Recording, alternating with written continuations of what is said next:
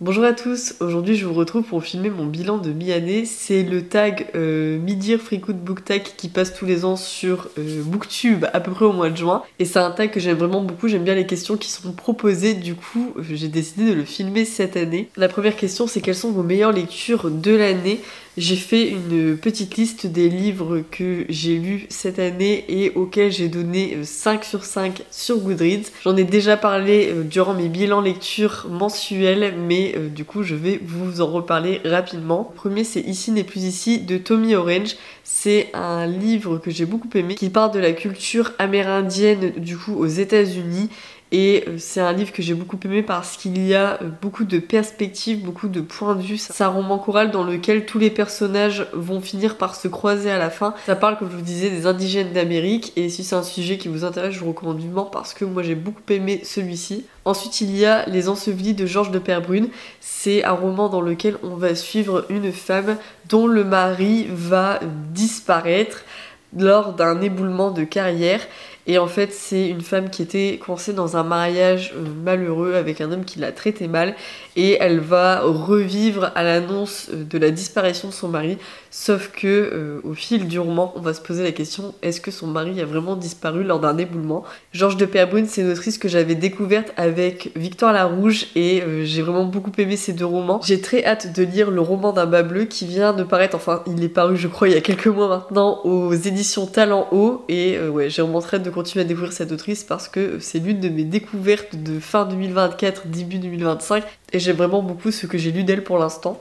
Ensuite, il y a If Beale Street Could Talk de James Baldwin. C'est un roman dans lequel on va suivre une jeune femme dont le fiancé, on va dire, va être emprisonné à tort et donc on va suivre un peu déjà leur relation, comment ils se sont rencontrés, etc. Puisqu'on a des genres de flashbacks et en même temps on va suivre toutes les conséquences que l'emprisonnement va avoir sur cette jeune femme et puis sur leur entourage. C'est un roman que j'ai beaucoup aimé qui m'a donné envie de redécouvrir en fait James Baldwin que j'avais lu il y a quelques années et j'aimerais vraiment beaucoup relire Giovanni's Room cette année parce que je l'avais lu lorsque j'étais à la fac et j'en ai plus trop de souvenirs mais j'ai vraiment très envie de le relire en 2025. Ensuite, il y a la nouvelle So Late in the Day de Claire Keegan, qui est une nouvelle qui est très courte et dans laquelle on va suivre un couple dans lequel plus rien ne va.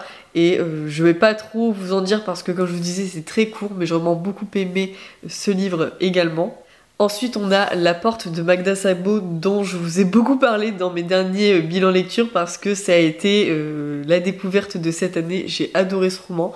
C'est un roman qui est inspiré de la vie du coup de l'autrice puisque dans celui-ci on suit un personnage qui s'appelle Magda qui est une écrivaine et qui va se lier avec sa femme de ménage et donc on va suivre tout le développement de leur relation. C'est un roman que j'ai adoré, si vous voulez en savoir plus n'hésitez pas à aller regarder mes bilans. Je vous mettrai à chaque fois dans le petit les bilans dans lesquels je parle des livres que je vous présente aujourd'hui. Comme ça si vous voulez en savoir un petit peu plus vous pourrez les regarder facilement. Ensuite il y a Le Cheval Blanc d'Elsa Triolet qui a été également une excellente lecture. C'est un roman dans lequel on suit Michel qui va grandir en fait avec nous puisqu'on le suit de l'enfance jusqu'à sa vie adulte et donc on suit comment il se développe. C'est un roman que j'ai vraiment beaucoup aimé qui m'a redonné envie de lire Elsa Triolet parce que j'avais lu il y a quelques années Rosa Crédit et j'avoue que ça m'avait pas laissé un souvenir très marquant en fait et je me souviens pas avoir apprécié plus que ça mais là pour le coup j'ai beaucoup aimé Le Cheval Blanc et j'ai vraiment très hâte de continuer à découvrir cette autrice. Ensuite, il y a le roman Mauvaise Graine d'Octavia Butler. C'est une autrice que j'aime beaucoup. Si vous suivez ma chaîne depuis un petit moment, vous le savez déjà parce que j'en parle régulièrement. Et Mauvaise Graine, c'est la nouvelle série qui est traduite en fait en ce moment aux éditions Diable Vauvert. C'est la série paterniste qui n'était pas traduite jusqu'à présent. Et donc dans cette série, on suit des personnages qui ont des pouvoirs, on va dire des genres de capacités spéciales. Et on suit principalement deux personnages. Les deux plus puissants on va dire puisqu'on va suivre un homme et une femme qui tous les deux ont une longévité qui est hors norme et on va du coup suivre la femme qui va être emprisonnée par l'homme qui s'appelle Doro qui va être pas emprisonnée, mais en gros elle va être forcée de le suivre aux États-Unis et elle va être forcée de se reproduire avec lui, puisqu'en fait Doru, son but c'est de faire des genres d'élevage de personnes hors normes avec des capacités qu'il va du coup mixer les unes entre elles en les faisant se reproduire. Donc nous on suit la femme qui va débarquer aux États-Unis, qui va un petit peu découvrir tout ce que cache ce mec. Et ouais, ça a été un livre que j'ai vraiment beaucoup aimé. C'est le premier tome d'une série de 4 ou 5, je sais plus trop exactement, et j'ai vraiment hyper hâte de lire la suite. Je sais pas quand est-ce que ça va sortir en français, mais ouais, j'ai vraiment trop hâte de la lire. Ensuite, il y a Le Collier de la Reine de Dumas. Pareil, j'en ai beaucoup parlé dans mon dernier bilan lecture parce que c'est une lecture que j'ai adorée. Et c'est un gros roman dans lequel je pense qu'il faut se plonger sans hésiter parce que sa taille peut peut-être faire peur aux premiers abords. Mais l'intrigue est tellement passionnante. En fait, c'est un peu comme Le Comte de Monte Cristo. C'est des livres qui sont très longs, mais qui sont tellement fournis. Ils sont pleins de détails, pleins d'intrigues, pleins de vengeance. Et c'est hyper passionnant en fait, vous vous ennuyez pas une seconde, ça se lit à une vitesse folle parce que vous avez envie de savoir ce qui va se passer, ce qui va arriver au personnage en fait qu'on suit. Et ouais, j'ai vraiment beaucoup aimé celui-ci. Pareil, je vous mettrai la vidéo dans laquelle j'en parle dans le petit pour que vous puissiez un petit peu plus en savoir sur l'intrigue. Mais ouais, ça a été une super lecture de Dumas. Ça faisait longtemps que j'avais pas lu un roman de cet auteur qui me plaît autant. Ça m'a rappelé les fois en fait où j'ai découvert Le Comte de Monte Cristo, La Reine Margot. Et ouais, ça a été une excellente lecture pour moi. Et enfin, la dernière excellente lecture pour l'instant dans l'année, c'est L'Amie prodigieuse d'Elena Ferrante. J'ai commencé à lire cette série, je vous avais dit que j'avais envie de la découvrir puisque j'entends plein de personnes en parler et j'avais envie un petit peu de savoir ce que ça allait donner. Et donc j'ai commencé à la lire au mois de mai, à la fin du mois de mai, et j'ai déjà lu les 2 premiers tomes. C'est une série que j'aime beaucoup l'écriture. Moi je les écoute en livre audio et je les lis en version papier en même temps, j'essaye d'alterner un petit peu et ouais, j'aime vraiment trop l'histoire. On suit rapidement, je vous résume, mais je pense que vous connaissez peut-être déjà l'histoire puisque ça a des romans qui sont hyper connus. On suit 2 jeunes filles qui s'appellent Elena et Lina qui vivent à Naples dans des quartiers qui sont assez précaires et donc on les suit de leur enfance jusqu'à leur vie adulte, j'imagine. Moi je suis arrivée au 2e tome, donc pour l'instant en fait dans le premier on va suivre leur enfance, l'adolescence, le début d'adolescence même je dirais, et dans le 2e tome on suit leur adolescence et le début de la vie d'adulte. Et ouais, ça a été 2 romans que j'ai vraiment beaucoup aimé. J'ai vraiment beaucoup suivre la vie de ces personnages, que ça soit d'Elena, de Lina, mais également de toutes les personnes qui les entourent. Et c'est hyper intéressant de voir comment leur destin, qui était si lié au début, vont finir un peu par se séparer. On va voir comment elles vont évoluer complètement différemment. C'est hyper intéressant. J'ai vraiment hâte de finir cette série parce que j'ai très envie de regarder la série qui a été adaptée des livres du coup. J'ai pas vu beaucoup de retours sur cette série. Si vous l'avez regardée, n'hésitez pas à m'en parler parce que ça m'intéresse. Mais bon, en tout cas, j'ai vraiment très hâte de la regarder et je pense que ça sera fait cet été. La deuxième question, c'est les meilleures suites de séries qu'on a lues cette année. Donc moi, pour le coup, il y en a 2. Il y a Le Nouveau Nom qui est le 2e tome de L'Amie prodigieuse dont je viens de vous parler et sur lequel je vais pas m'étendre davantage. Et le 2e c'est The Nice House by the Sea qui est le 3e tome dans la série des comics The Nice House by the Lake, qui est une série que j'avais lue l'année dernière lorsqu'ils étaient sortis et j'avais hyper hâte de lire la suite. Là pour l'instant en fait c'est le premier tome du 2e arc qui est sorti et j'ai vraiment trop hâte de lire la suite. Je sais pas quand est-ce que ça va sortir parce que je me suis un petit peu renseignée et il y a vraiment aucune date d'annoncer, donc je pense qu'on va être bon pour patienter un petit peu. Mais ouais, ça a été une suite de série qui est vraiment dans le même genre en fait que les 2 premiers tomes. On suit le même type de personnage. J'ai pas envie de rentrer dans les détails parce que j'ai pas envie de vous spoiler. Mais ouais, si vous n'avez pas lu cette série de comics, moi je vous incite fortement à le faire. Parce que moi personnellement c'est pas un type de lecture que je fais habituellement. Les comics c'est pas quelque chose que j'aime bien, j'aime vraiment pas le style de dessin. Et pour le coup là j'ai adoré, les dessins sont sublimes et les intrigues sont hyper intéressantes. Si vous aimez bien la science-fiction, vous allez forcément accrocher à ces livres. Donc ouais, si vous pouvez mettre la main dessus, n'hésitez pas à le faire parce que vraiment c'est des livres qui valent vraiment le coup je trouve. Ensuite, la 3e question, c'est une nouveauté que j'ai hâte de lire. Et là, pour le coup, j'achète pas trop de nouveautés, mais j'ai reçu de la part des éditions Folio, dans le cadre du club des lecteurs Folio, un sac de l'été avec plusieurs livres. Et il y en a surtout 2 que j'ai vraiment très hâte de lire. Le premier, c'est L'affaire Rachel de Caroline Bon, je vais pas essayer.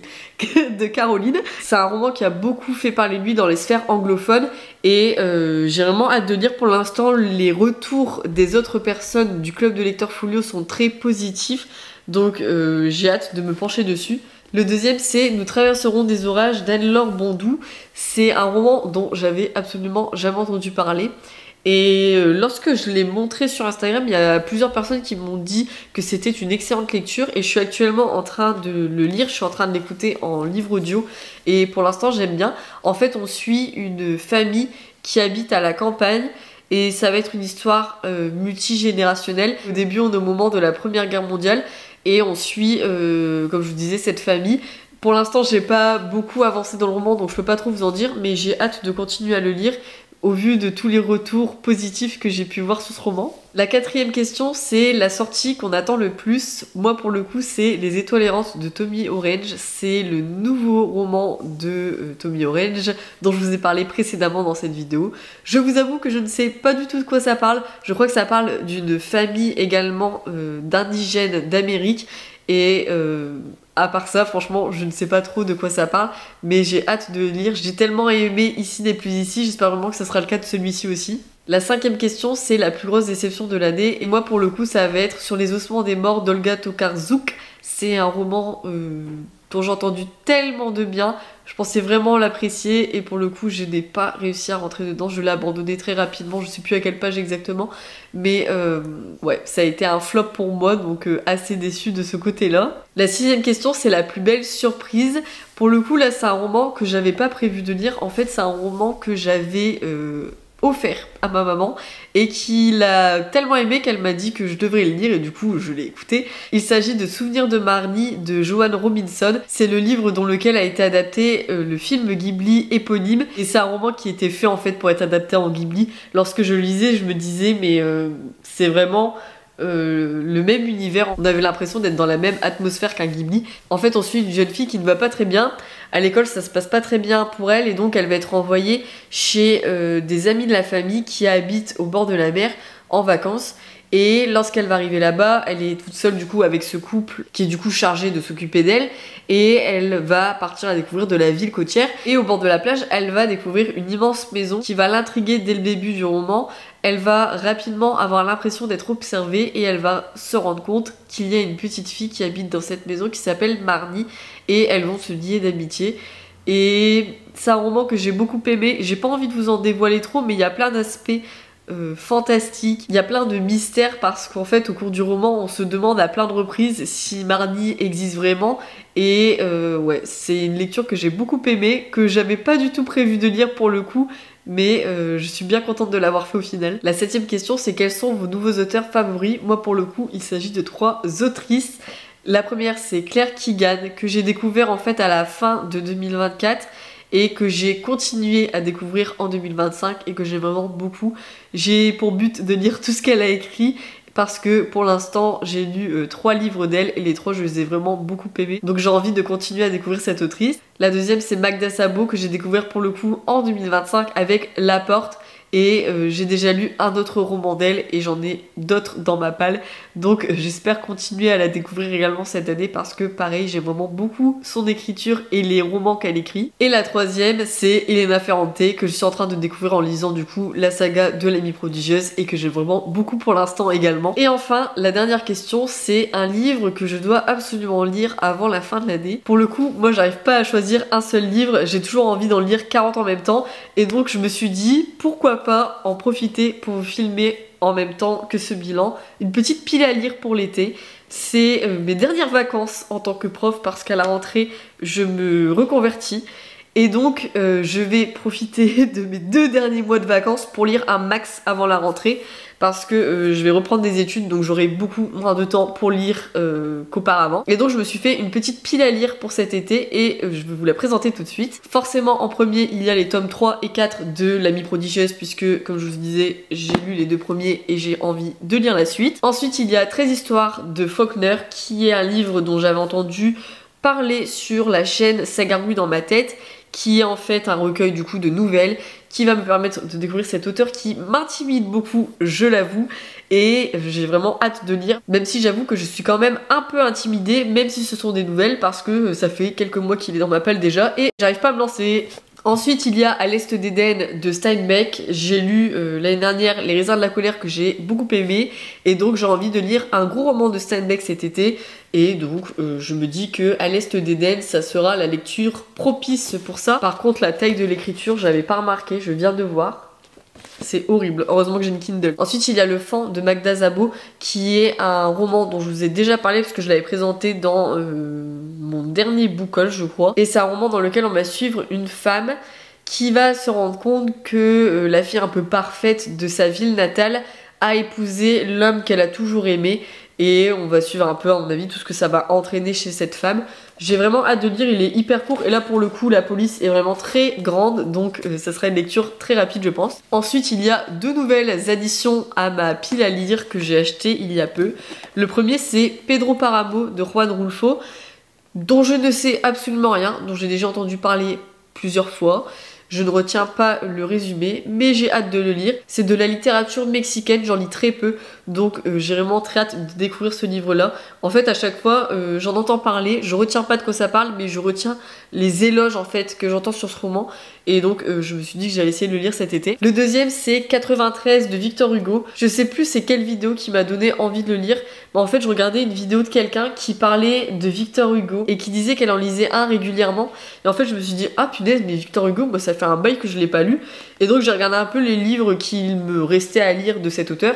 Et j'ai vu celui-ci, je me suis dit que ça pourrait être intéressant. Je sais pas trop de quoi ça parle, je sais que ça se passe à la période un peu de la Révolution française. Mais à part ça, je vais me lancer complètement à l'aveugle et on verra ce que ça donne. Ensuite, il y a Les Fils de la Médina de Naguib Mahfouz, qui est un roman dans lequel on va suivre des personnages qui habitent dans un quartier assez précaire du Caire. Celui-là, c'est pareil, j'en ai déjà parlé dans mon dernier book haul. Et ouais, j'ai vraiment très hâte de le lire et j'espère que j'arriverai à le lire cet été. Ensuite, il y a La Lumière vacillante de Nino Haratichvili, qui est un roman dans lequel on va suivre 4 femmes en Géorgie, si je me trompe pas.